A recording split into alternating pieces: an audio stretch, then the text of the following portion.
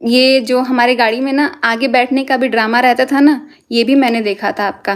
आपको माइग्रेन है ना, इसके लिए आपको आगे बैठना था। मैंने आपकी हेल्प करी है, ये भी मैंने क्लियर कर दिया। और मनीषा, मैंने तुम्हारे पति को मैसूर नहीं बुलाया था, बल्कि इनकी जिद के कारण कि ये मुझसे मिलना चाहते थे। कुछ अच्छा ठीक है, इनके जिद के कारण ठीक है, लेकिन आपने मुझे बोला क्या? आपने तो ये तक माना किया था कि बर्थडे वाले दिन सचिन अपनी बीबी के साथ नहीं रहेगा।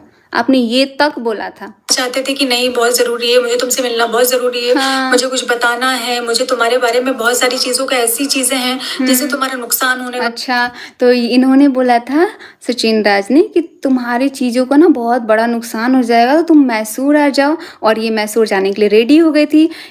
ये भी मुझे बताना जरूरी नहीं समझी थी, ये अभी और घर तोड़ने का सोच रही हैं। Welcome back to our new videos. तो आज की इस वीडियो में हम बात कर रहे हैं नेहा जी और मनीषा जी के बीच हुई कंट्रोवर्सीज को लेकर के।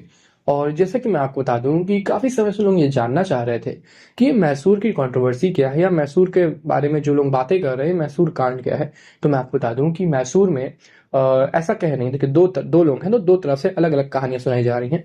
जो नेहा जी कह रही हैं कि सचिन जी ने उन्हें मैसूर में बुलाया था और मैसूर में जो भी चीजें थी वो शॉर्ट आउट करना चाहते थे।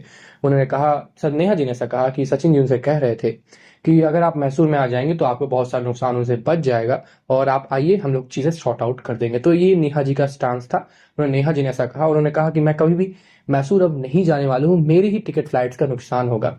बहरहाल, और दूसरी तरफ से जो कहानी बताई जा रही है, यानी मनीषा जी की तरफ से जो कहानी बताई जा रही है वो ये है कि पहली चीज तो उनका एक शूट था, यानी नेहा जी का एक शूट था, इस वजह से वो जा रही थी। प्लस, और इससे पहले जब ये बात नहीं बिगड़ी थी तो उन लोगों का प्लान था जाने का, और जो भी चीजें थी वो अब बिगड़ गई।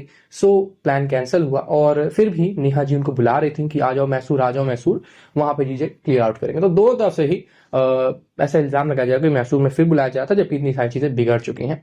अब क्या सच्चाई है, किसके बाद कौन सच बोल रहा है, कौन झूठ बोल रहा है, या मैसूर में और क्या कांड हो रहे होंगे, ये तो अंदर की बातें हैं। बहरहाल, जो ऊपर से हमें पता चल रहा है वो इतनी बातें पता चल रही हैं। आज की इस वीडियो के लिए बस इतना ही। Thanks for watching.